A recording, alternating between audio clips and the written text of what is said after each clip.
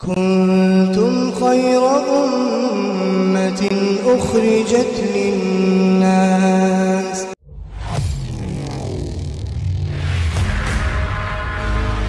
تو دوستو، اللہ رب العالمین کے راستے میں نکل کر، یعنی اللہ کے راستے میں نکل کر بہت سارے اصول اور آداب ہوتے ہیں.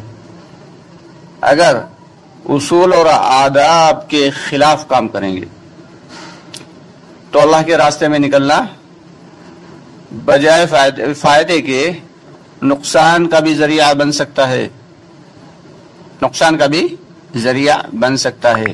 دوستو، آج جو آپ کے سامنے باتیں ہم لا رہے ہیں، بہت احتیاط کے ساتھ ان باتوں کو سننا ہے، دھیان سے اور غور و توجہ سے سننا ہے، اور انشاءاللہ تعالی اس پر عمل بھی کرنا ہے.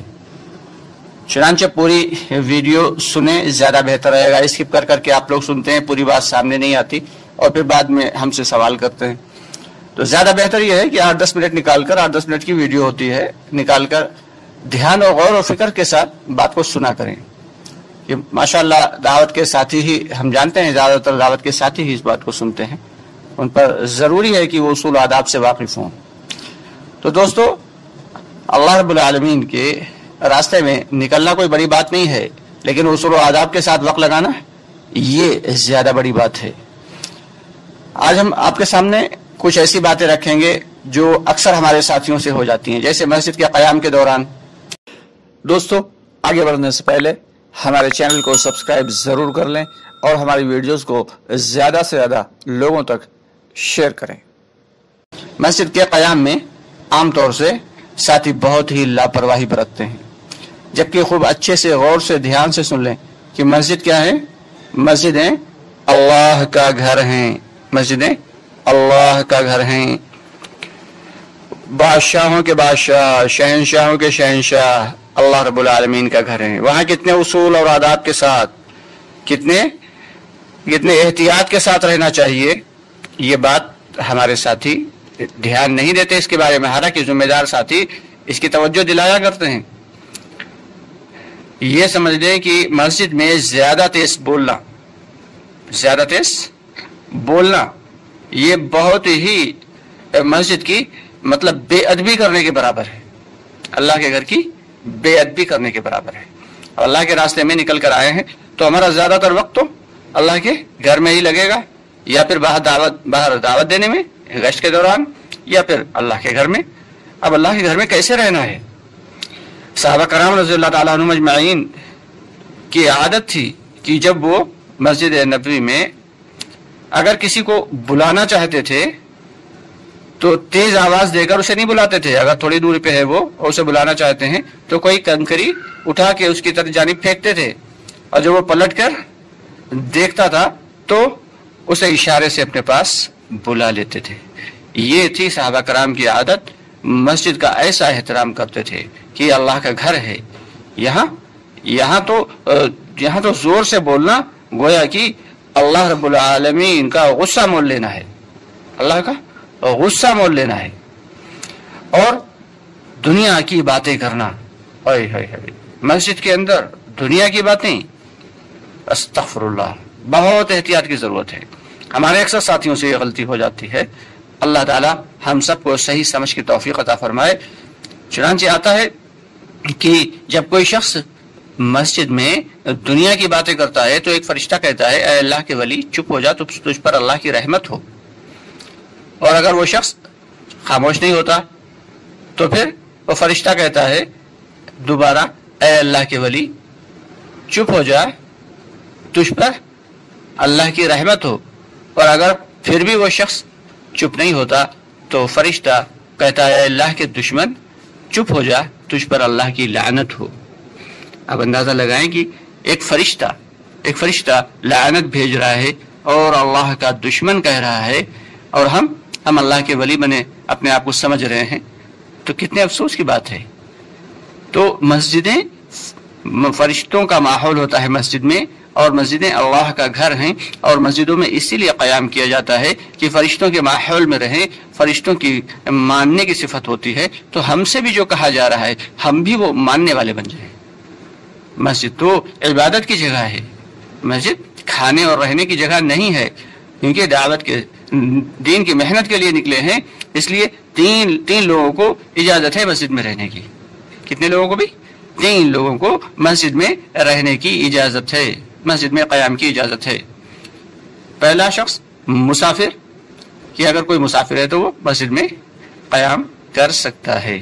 دوسرے اعتکاف کرنے والا یعنی معتکف کو بھی اجازت ہے کہ وہ مسجد میں قیام کر سکتا ہے۔ تیسرے طالب علم، یعنی جو شخص دین کے علم کو سیکھنے کے لیے نکلا ہے وہ بھی مسجد میں قیام کر سکتا ہے۔ اب ہم جب اللہ کے راستے میں نکلے ہیں تو طلب علم کے لیے نکلے ہیں، اس لیے طالب علم ہوئے، اس لیے قیام کر سکتے ہیں۔ چونکہ ایک شہر سے دوسرے شہر میں پہنچے ہیں، وہاں کوئی ہمارا اپنا گھر تو ہے نہیں، تو اس لیے ہم مسافر بھی ہوئے۔ تیسرے یہ کہ مسجد میں ہمیشہ اعتکاف کی نیت سے رہا جائے، اس لیے ہم معتکف بھی بن جائیں، اسی لیے کہا جاتا ہے کہ مسجد میں جب بھی داخل ہوں فوراً اعتکاف کی نیت کر لیں۔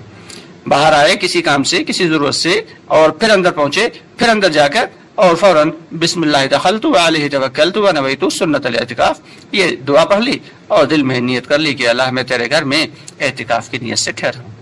اگر دعا نہیں یاد ہے تو اس کو یاد کر لیں، اور ورنہ صرف دل میں ہی ارادہ کر لیں اعتکاف کا۔ اب ہم معتکف بھی ہو گئے، اب ہم تھوڑا سا بھی عمل کریں گے اگر تو وہ بہت زیادہ لکھا جائے گا، ایک تو اللہ کے راستے میں، دوسرے اعتکاف میں۔ تو دوستو مسجد میں دنیا کی باتوں سے نہایت پرہیز کرنا چاہیے، بلا ضرورت کوئی بات نہ کی جائے، بلا ضرورت کوئی بات نہ کی جائے، ضرورت والی بات کی جائے، اور زیادہ تر وقت جو ہے وہ عبادات میں، سیکھنے سکھانے میں لگایا جائے، زیادہ تر وقت دعوت میں لگایا جائے، اللہ کے گھر میں دنیا کی باتوں سے پرہیز کیا جائے۔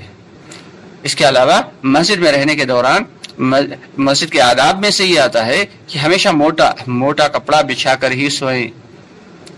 اب نیند نہیں آ رہی ہے، ایسے لیٹ گئے، بس امیر صاحب نے کہا بھائی کپڑا بچھا کر لیٹ جاؤ، تو ساتھی کیا کہتے ہیں، نہیں سو نہیں رہے، بس لیٹے ہیں۔ ارے بھائی سونا جو ہے وہ غیر ارادی چیز ہے، لیٹنا جو ہے وہ تو ارادی چیز ہے، لیکن سونا، نیند کا آ جانا، یہ غیر ارادی چیز ہے۔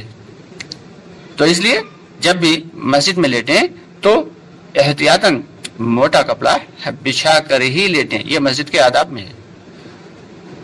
تو اس لیے بہت ہی احتیاط کی ضرورت ہے مسجد میں جب اللہ کے راستے میں نکلنے کے دوران ان تمام باتوں کا لحاظ رکھیں کہ فضول گوئی سے پرہیز کریں، مسجد میں زور سے بولنے سے پرہیز کریں، اور مسجد میں جو ہے وہ ہمیشہ تعلیم و تعلم یا سیکھنا سکھانا یا دعوت میں اپنے وقت کو لگائیں۔ اور اس کے علاوہ زیادہ تر وقت جو ہے ہمارا وہ دعوت، یعنی جو فیلڈ ورک جسے کہتے ہیں، کہ بستی میں اللہ کے بندوں کو اللہ کے گھر کی طرف لانے میں خرچ کریں۔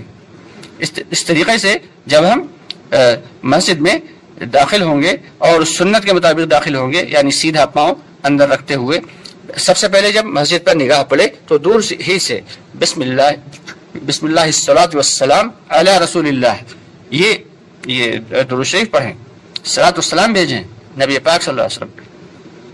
اور پھر جب مسجد میں داخل ہو تو ہمیشہ سیدھے پاؤں سے داخل ہوں، اللہ کے نبی صلی اللہ علیہ وسلم کی سنت ہے یہ۔ اور پھر الٹا پاؤں رکھیں، اور جب مسجد میں داخل ہو رہے تو دعا بھی پڑھ لیں، اللہم افتح لی ابواب رحمتک، اے اللہ رحمت کے دروازے میرے اوپر کھول دے، یعنی ہم تیرے گھر میں آ رہے ہیں، اب میرے اوپر رحمت کے دروازے کھول دے۔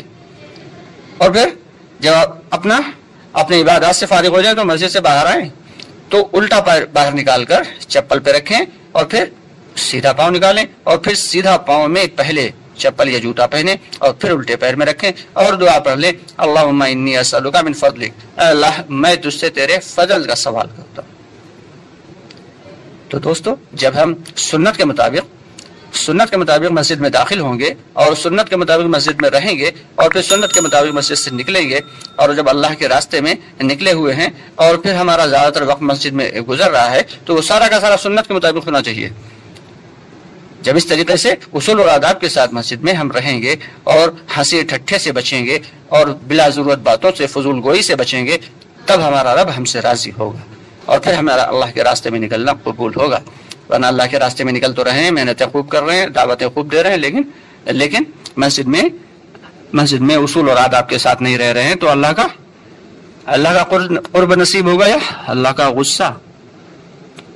اندازہ آپ خود لگا لیں. اللہ ہم سب کو عمل کی توفیق عطا فرمائے.